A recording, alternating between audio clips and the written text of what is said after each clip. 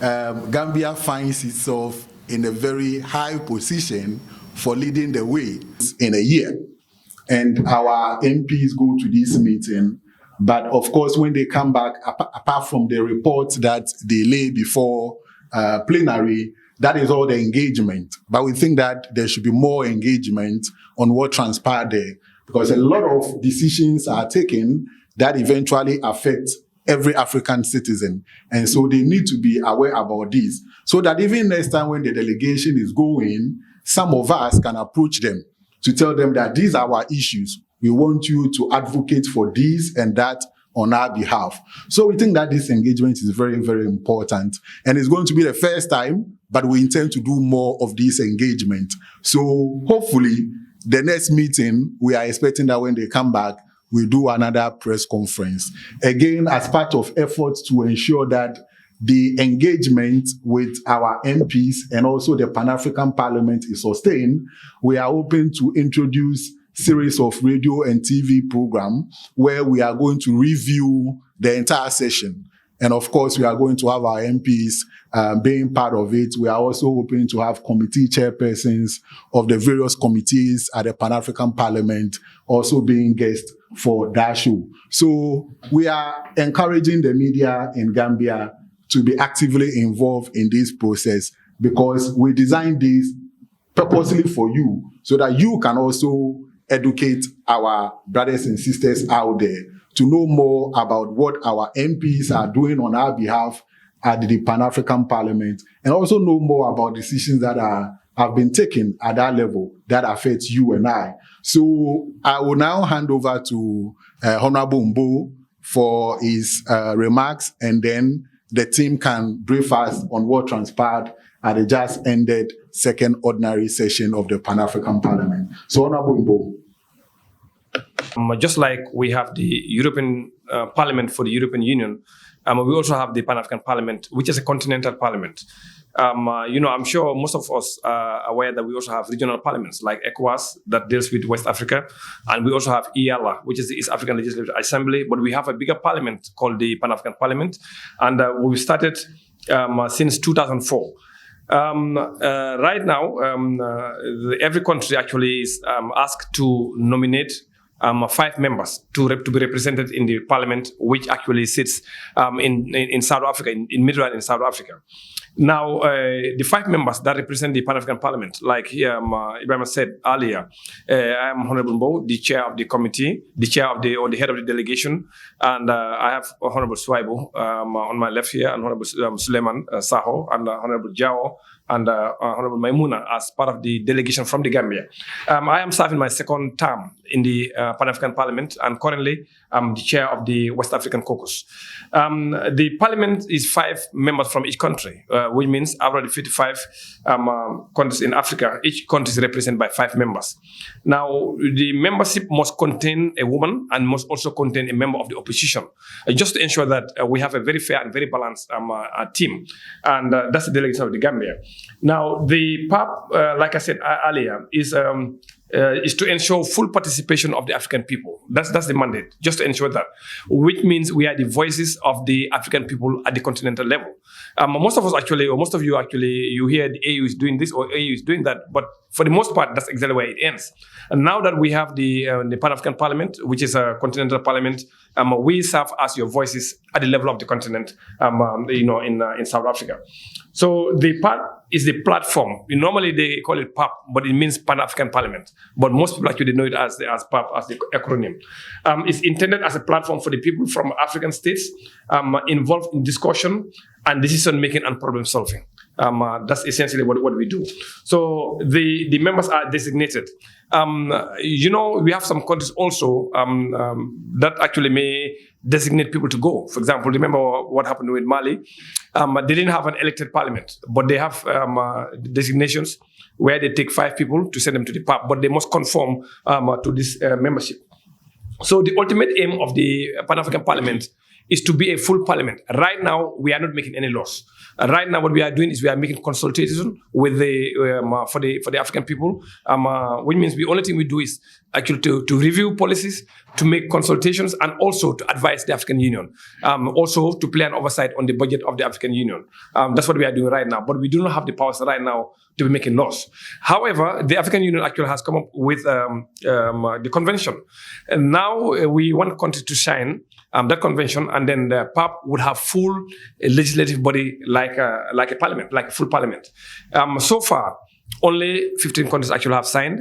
Out of the 15, 7 came from West Africa, and Gambia actually has also signed that to give powers to the continental parliament to be able to make laws for the country. So as far as we are speaking, the West Africa actually is taking the lead. Like 50% of the people that actually have signed come from West Africa, and Gambia has signed, Senegal has signed, Niger and Ghana has signed also, and Mali, they all have signed. In fact, in the next few weeks, we'll be going on a mission to the other West African countries, 3 of them that have not signed yet, like Cape Verde, Ivory Coast, and Liberia, to encourage them to sign. Now, every year we have 4 sessions. 2 sessions are dedicated for committee work only, just like we have committees here. We also have 15 committees in the African Parliament.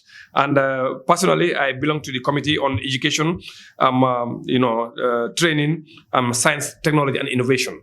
And Honorable Swaibu sits on the Committee for Human Rights, and Honorable Saho sits on the Committee for Agriculture, and Honorable Jawo sits on the Committee for Monetary Affairs, and Honorable Maimuna is now on the Committee for Economic Development, Mining, and Energy. And that's exactly where. So all of us actually, we also have to sit in one committee.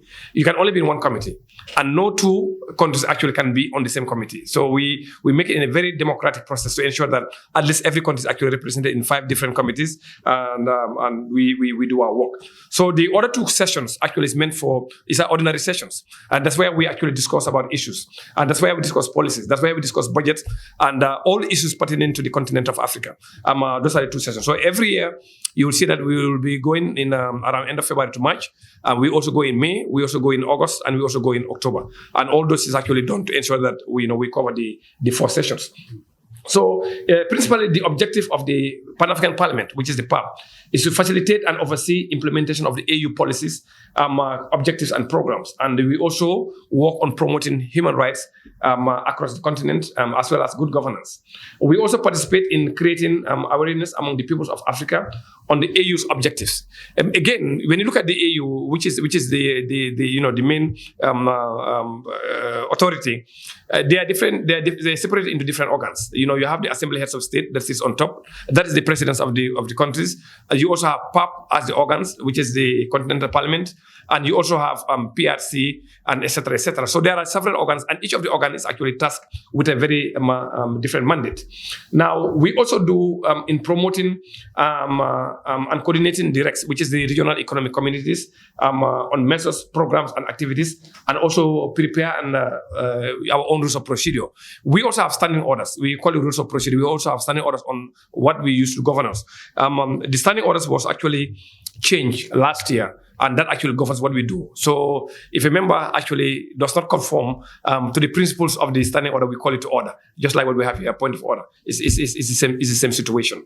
Now, this session, or the last session we actually had, is the ordinary session from May 8th to the 2nd of June, under the theme to accelerate the implementation of the African Continental Free Trade Area, that's AFCTA, of the Union for 2023. And we had the guest of honor, who is also the chairperson of the Union, Honorable His Excellency Azali Azumani, who was also a member of PAP before, from the Comoros. He was a former member of PAP. In fact, we had several current and past heads of state that actually came through PAP. One of them was Draman from Ghana.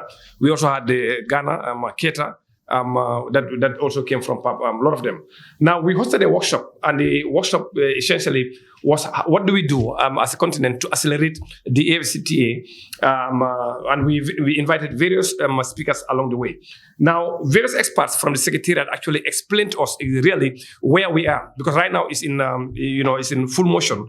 And what the AFCTA intends to do, essentially trying to promote trade within the African continent. Because if you look at the trade among ourselves, it's really very, very low. Now, what this is going to do is now it's going to create one of the biggest markets in the world where African countries actually can trade among themselves instead of actually depending on other countries for importation. And you know what that means. The more we trade outside the continent, now we're going to use other currencies like the dollars, the euro, and others, and that actually has a very negative impact on our on inflation. So to avoid that, the AU came up with this continental market where we all come together and trade. Now, among the issues or among the developments we have now is the creation of the Pan-African payment system. You know, right now as a country, most of the businesses, when they want to transact outside the Gambia, they normally use SWIFT to do the transfer. You submit your dollars to your bank or to financial institution, and they convert that into dollars in the other side. So now what the African Union came up with through the Continental Free Trade Area, they came up with something they call Pan-African Payment and Settlement System. What this system is going to do, when, for example, when a Gambian businessman does business with a Ghanaian, instead of buying dollars or euros, you don't have to do that. You can settle them in dollars, and when they buy something from the Gambia here, also they settle it in Ghana cedis. So that means we are going to eliminate the dollar itself from the equation. And what that's going to do is going to actually help the Gambia, for example, because now the demand for dollars actually is going to be really very low, and the essential thing it's going to do is actually allow the dollar rate to actually go down. Now, if you look at the dollar rate, for example, for the past 10, 15 years, you're going to see that it actually has been going up. And when it goes up, actually, is the average person that would actually suffer. To avert that, the Continental Free Trade Area now is going to pilot this. The first transaction was tested between Ghana and Nigeria, and it was done successfully. Now they're going to use the WAMS, which is the West African Monetary Zone, to connect them. And in the next 2 years, all the central banks in the continent will be connected to this payment system. It's called PAPIS, which is the Pan-African Payment and Settlement System. So when we do business with South Africa, we don't have to worry about dollars. We don't have to worry about euros. When we do business with Kenya, we don't have to worry about all those things. The only thing you're going to do is we're going to settle them in Kenya shillings, and when they do business with the Gambian counterparts, they settle them in dollars through our own central banks. So really, that's one of the biggest developments as far as this is concerned. Another area we also discussed during this session was also a workshop on climate policy, equity, and the theme was the African continent at a crossroads. You know, the issue of climate change is real.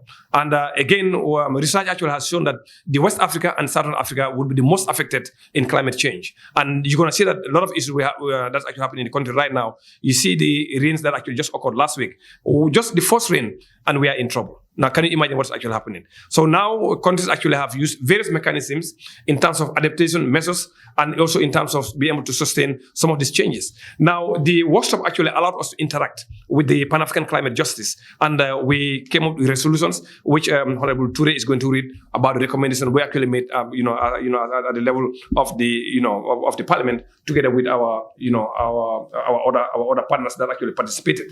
Now, during this session also, we had invited the president of Kenya, which we normally do.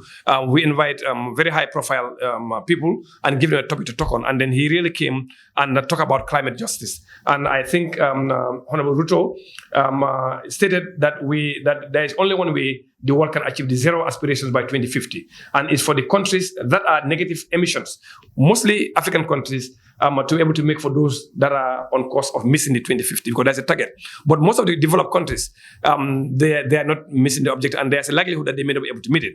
But the African countries, which are we are in the negative, some are really extremely low. We work together to ensure that we bridge that gap to do that. Now, the president actually indicated three fundamental things during the course of discussion. One, he said that there's a need to relocate the industrial production. If you look at Africa right now, we export our raw materials, minerals, etc., for processing. But those countries right now, they are unable to meet the carbon emissions, which is the greenhouse gases. They cannot meet it. So what he's suggesting is why can't those industries come to Africa? We do the processing here, very close to those, where they mine them. Two things can going to happen. That means it's going to create jobs on the African continent and also going to reduce the emissions from the other continent. I think this could be a win-win situation, and that's one of the issues that he gave an example. He told us, and he gave an example. For example, Africa exports 80 million tons of iron ore annually, and this is what they're going to use to export it to China, Europe, and that's what they use to make steel. And there is no factory here that makes steel in the Gambia here. Most African countries, we don't have that. So we export the raw material, they go process it and bring it back. So we say that now, when we do that, if we're able to be successful in actually doing the processing in this continent here, it has the potential to reduce the emissions by almost 7 million tons of carbon dioxide, which you think is really excellent. Now, the other one also, he was talking about bauxite, which is actually used in the manufacture of aluminium. Same situation. It has the potential to provide 1.3 to 1.5 gigatons of CO2 every year. Now, can you imagine these three objectives which actually can turn Africa into, a global superpower, at the same time helping in the emissions. Now, the other area we also have discussion was also with the Pan-African climate justice, which I mentioned, and then we also came out with some very strong recommendation and very strong resolutions, which Honorable Toure is going to talk about in just a moment. So, in short, we had a very wonderful 2-3 weeks discussion relating to issues pertaining to the issues in Africa. And because we are there to represent the African people, dealing with justice, climate justice, we also dealt with finances, which he's going to talk about in just a moment. So before we get to the recommendation, which we're going to make last, I want to give the floor to Honorable Saho to talk to us also briefly about what transpired in the caucus on youth and also at the Committee on Agriculture before we move to the other members. Thank you. Closer to the people, because this is a way of people holding us accountable. Our head of delegation briefly tells you what PAP is all about. And I just want to talk about short history of PAP. It's all about Pan-Africanism.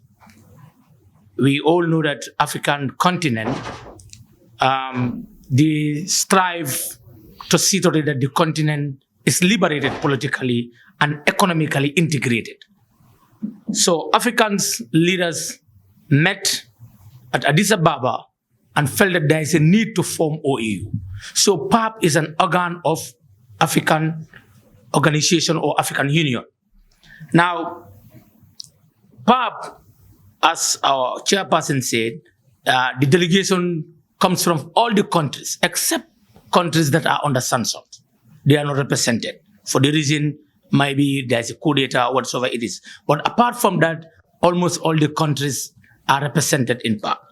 Now, gender is put into consideration, and at the same time, party pluralism is also entertained, whereby it's not dominated by a singular political party. Now, coming to the role of the committee. The Committee on Agriculture, we successfully tried to make model laws, because as our president alluded, we are not a full-fledged law making body. So, what we do is we make model laws on soil management and climate change. Now, soil management, the soil is the medium where we grow crops and where we plant our trees. So, our soil needs to be managed. If the soil is not managed, the fertility is gone, we will remain poorer and poorer, poverty will be in increase, our lives will be threatened.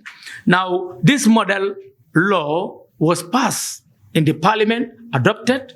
Now, countries now will look at the model law and make and domesticate it in their countries. Now, we talk of the climate change, and the committee also sent delegation to the last COP. But now, what is the talk of the town is the COP27. How are we going there as Africans? What do we want from COP27? Are we prepared as a continent? This is what that has been discussed by the committee and was put forward to the members. We debated on it and resolutions were made. Now, traditional medicine was also discussed at the committee level, because we believe that it's high time Africans go back to their own traditional medicines, which were very useful in the past. So why not we have group of researchers who will invest their time and energy to research into the traditional medicine. That also was discussed at the committee level, and reports were led and they were also recommended. Now, coming to the youths, we all know that Africa's population, 60 to 65% is dominated by the youths. But where are they in terms of employment? Where are they in terms of education? Where are they in terms of migration? Why are our youths leaving the continent, all migrating into the Europe? So these were the issues that we had discussed, and there was a youth dialogue at the beginning of the year that was held in Morocco. So I want to say that the youth caucus in Pan-African Parliament is making a lot of giant efforts to see to it that the youths in the continents are connected. The youths in the continent are supported in terms of what? Skills, in terms of ICT. So, but there are limitations, there are challenges in terms of resources, because it was our aim not to only limit our operation to South Africa, but to go beyond South Africa. Now, coming to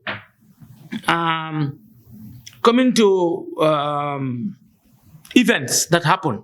We celebrated African Liberation Day thanks to our president, Chief Chorombira, who made a historic organization of African Liberation Day, because it was celebrated in the past with kind of statements, but this time it was well celebrated in a manner of showing our culture, who we are as Africans. They were displayed, a lot of African materials were brought there to promote local business also. So I think we have to salute the members, particularly Professor Matoli, who was one of the organizers, to see that the event is more African, and we try to recall what our forefathers went through and where are we heading as a continent, and our Agenda 2063, how are we going to make sure that it's achieved.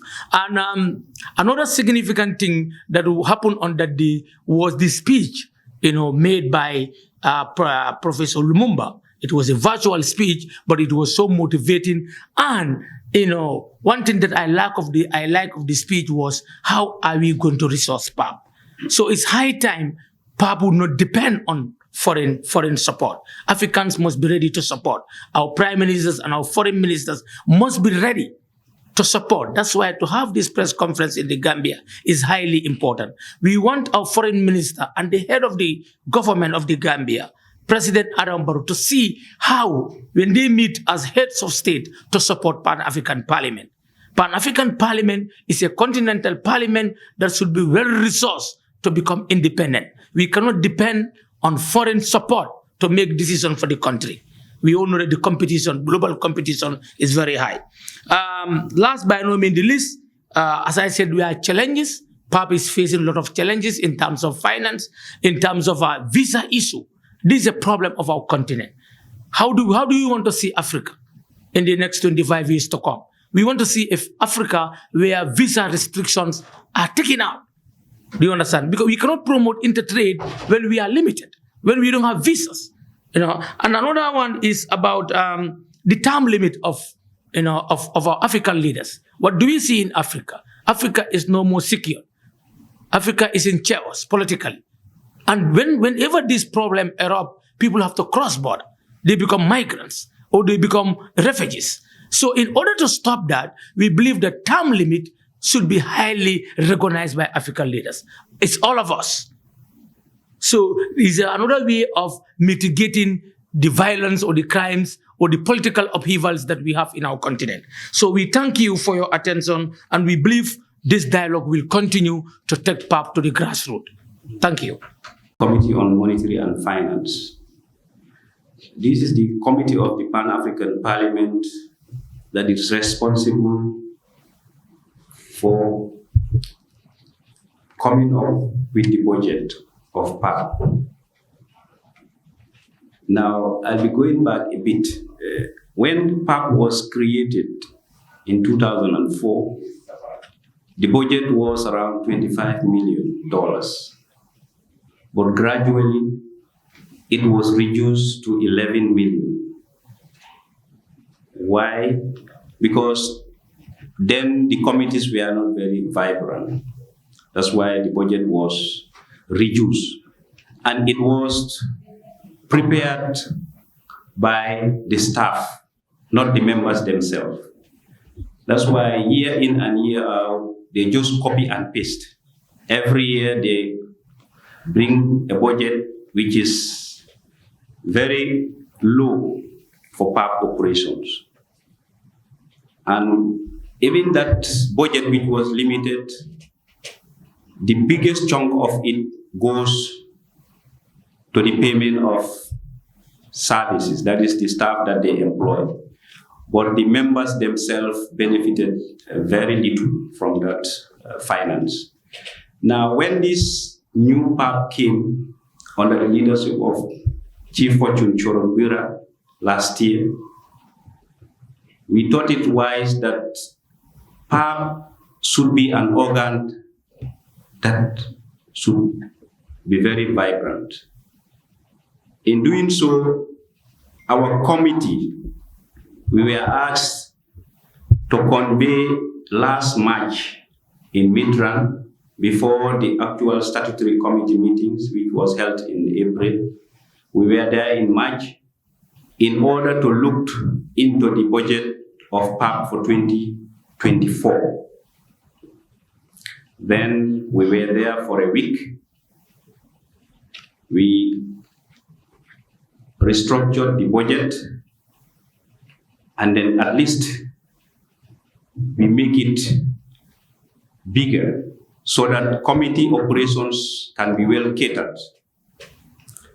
Then when the committees were there in April, we also consulted each of the committees for them to come up with their own budget line, the amount that they would need, the programs that they would want to undertake within the year 2024, so that we'll be able to put it together before the PRC will meet in Ethiopia to finalize the 2024 budget.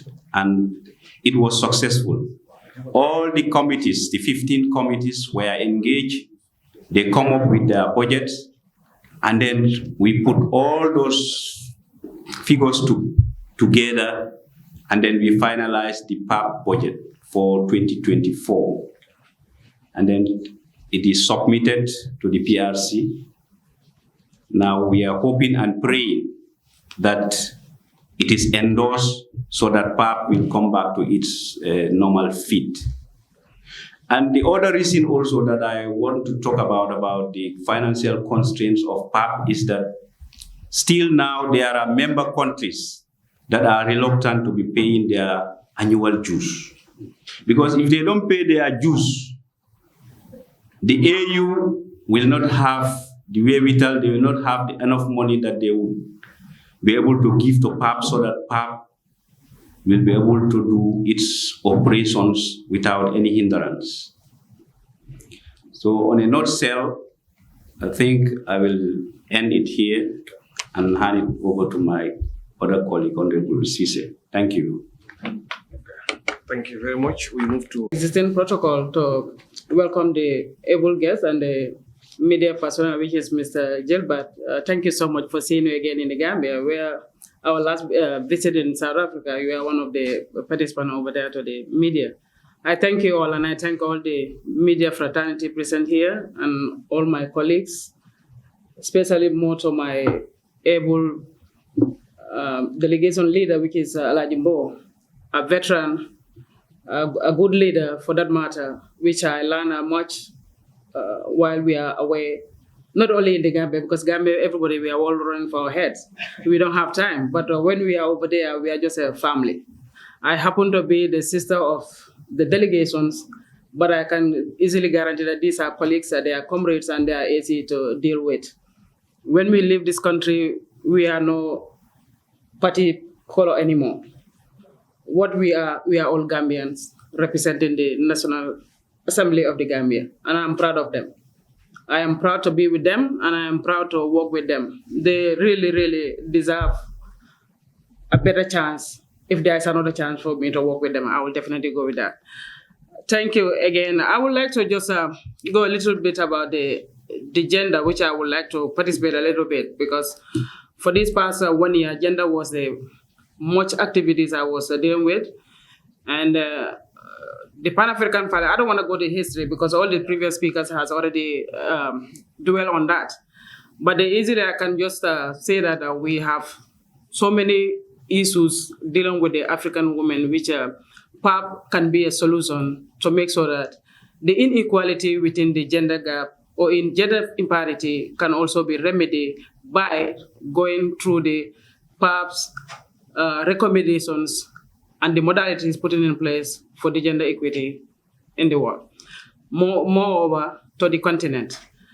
The first matter that was presented to adopt was in relationship to the International Women's Day, which is on the 8th of March 2023, wherein all caucus related among all other rest of the world under the DEMI for conclusion and digital world innovations, technology and gender equality, guided by the Women's Day. The caucus made everything possible, that recommendations, and the day was celebrated to the fullest today. Women so see themselves, they are no more lip service to the world. We want to be part of where decisions are making.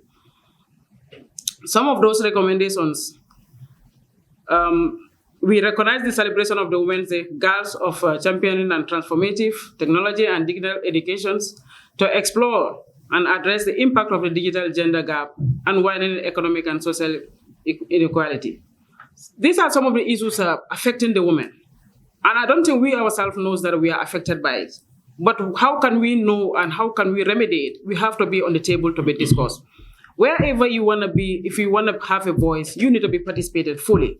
And women, we have a stigma in ourselves, which sometimes the self-confidence deter us from our achievements.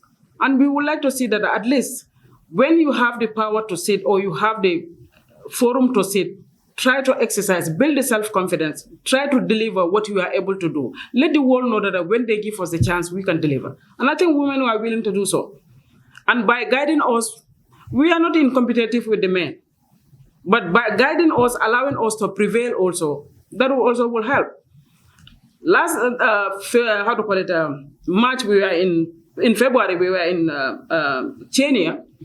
I was very impressed with Kenyan, some of their electoral laws.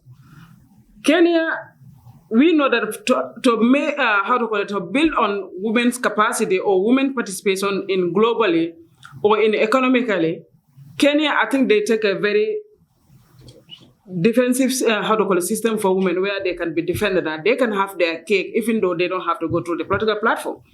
They have a law in Kenyan law, which is they have an affirmative law whereby certain constituencies or certain regions, those are especially for women. By doing so, I think they are trying to empower the women in a sense that when they go to the political landscape, the men don't give them the real chances for them to display or to surrender their franchises to be part of the political lines. But they don't give them that chance. But for them, the affirmative laws has protected them. For women to have at least 47 counties are already available for women to be part of those seats. Those are vacant at the National Assembly. So some of these things are part of the DEMI of Pan-African Parliament to see that women are empowered. By empowering somebody, he or her need to know her civic rights. When you know your rights, you know where you can pursue it. So some of these things are very paramount and it's very important. And Pan-African Parliament, the caucus also are always working on to see that anything we see that it's going to be the betterment of the women in the future, we are working on it. By conclusion, I would like to present that at last March, I was able to be Pan-African delegate to US to attend the CWS meeting, which I attended with 5 of my colleagues from Pan-African Parliament. We represent the PAP, the whole continent, and our participation into that also was very phenomenal to the development of the women in the globe and the women in the continent. Africa need to be aligned with what we are known for. Our traditionals, our cultures need to be protected, and the cyberbully on the women also are very paramount. And we are the victim. We are the most users of those social medias, but we became our own victims of our own self. So protecting yourself is protecting your own right. So if I have anything to add, I think this is what I'm going to leave with the rest. I thank you all. Thank you very much, Honorable. To ensure that when crises are coming, we should be able to have methods of stopping them. Climate policy also, he has mentioned that when Ruto came, he spoke very hard on that. Equity for Africa. How do Africa benefit from this policy on climate? Africa is emitting very little, but we are the ones that are, bearing the major brunt of climate change.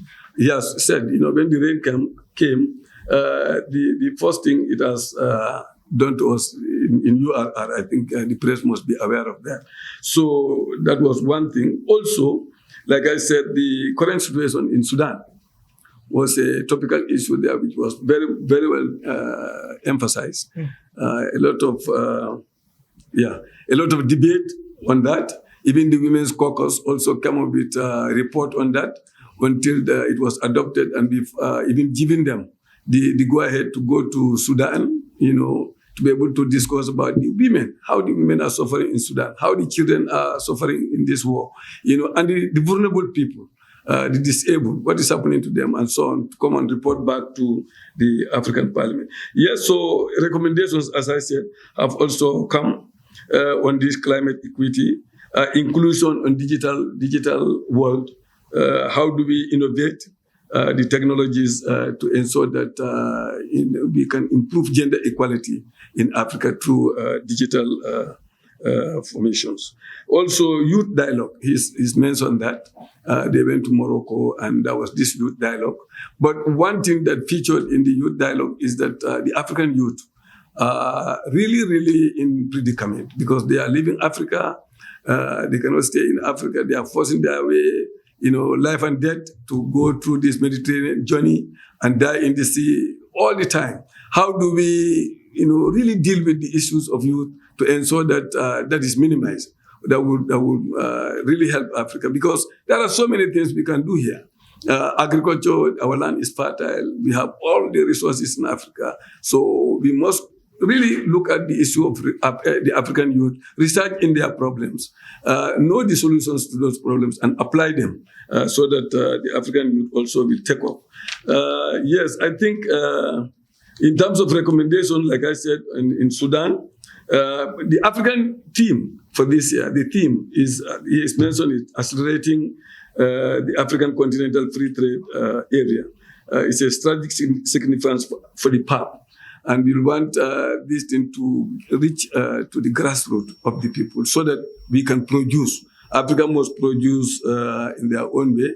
And silencing the guns is one big thing. We have to silence the guns in Africa. Every effort that we must do that to silence the guns in Africa to ensure that Africa gets peace and then we take off in progress. Thank you very much. Okay. Press conference, and I would urge us among ourselves and to think about how can we get our own Gambian journalists to South Africa, because other countries actually do that, both the traditional media houses and the online media houses. We need to find a way to, at least every session, we try to get 2 or 3 of them. Maybe we can do a discussion, behind the scenes with the budget that's actually coming. Because when you look at Ghana, Nigeria, Sierra Leone, all of them, they take along their media houses so they can actually know what are we doing there. Because every year you hear Mo is in South Africa, Maimuna is South Africa, but what are you doing there? So we need to take our own people so they can spread the word, for them to know exactly, just traveling. We are not traveling just for tourism's sake, but we are doing that to work for the benefit of African people. So we need to find a way to ensure that we take our own media houses along when we are going. So we want to thank you again once more, and also, like I said, to call on the president and also the foreign minister, Tangara, to ensure that all the dues for the African Union actually are settled. Because we cannot depend on foreign donors to develop this continent. We cannot do that. We also cannot depend on their monies also to run the African Union. Because again, like they said, who owns the piper? So you know exactly what that means. So let's try to raise funds within ourselves, and then let's try to ensure that we support PAP, we support the African Union from our own funds instead of actually having to depend on other areas. And also ask the foreign minister, Tangara, who we're gonna meet also, to talk to his colleagues also to ensure that they ratify the protocol, even though Gambia actually has ratified. But let's get his counterpart to ratify so that we can have a full-fledged continental parliament, so that the AU can be in check in terms of the financials and in terms of the policies that actually work and that doesn't work. And on that note, we want to thank you, and also to thank our president, Chief Fortune Charombira. That is the president or the speaker of the Pan-African Parliament, and also the office of the clerk, for helping us to organize such a forum with the media houses in and outside the Gambia. Thank you once again, and we'll see you another time. Yes, indeed, I made a recommendation for us to come up with a continental language. Because if you look at the African continent right now, even currencies alone, money, currencies, we have more than 30 different currencies across the continent. Languages also, is a barrier. And again, if you look at the education system, maybe that's something we really need to look at. We really need to look at our curriculum just to ensure that it matches with our developmental aspirations. So, and I think it's also important that we look for one African language and then try to teach it across the continent, so that in the next 10, 15, 20 years, anywhere you go, you speak Swahili, or you speak Fulani, or you speak Yoruba, or Wolof, or Manding, whatever it is, somebody will be able to talk to you. But right now, we use, even if you are unable to speak good English, they can try to castigate you, which I don't see any sense in it. So let's try to develop our own continental language. So I think the committee on culture and education, which actually I'm a member now, I think we're going to take it up to see exactly what we can do to develop a continental language. For example, Fulani, Amharic, etc., or Swahili, because you see that right now we have more than 250 million people that actually can speak Swahili on the continent. So you have probably more than 70 million that could actually speak, Fulani and other Arabic languages. So why can't we take one or two and nurture that into a continental language? So in the next 20, 30 years, at least wherever you talk, you can say this is an African language, and we'll be able to communicate among ourselves and to do a better business, particularly in this African continental free trade area. Thank you.